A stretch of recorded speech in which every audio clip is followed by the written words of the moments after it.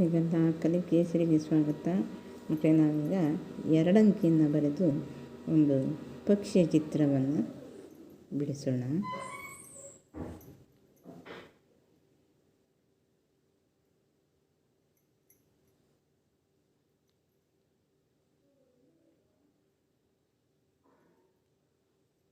ತುಂಬ ಸುಲಭವಾಗಿ 2 ಅಂಕಿಯಿಂದ ಹಂಸದ ಚಿತ್ರವನ್ನು ಬಿಡಿಸಲಿಕ್ಕೆ ಸಾಧ್ಯ ಇದೆ. ಹಂಸ ಮಕ್ಕಳು ಯಾವಾಗ ವಾಸ ಮಾಡ್ತದೆ?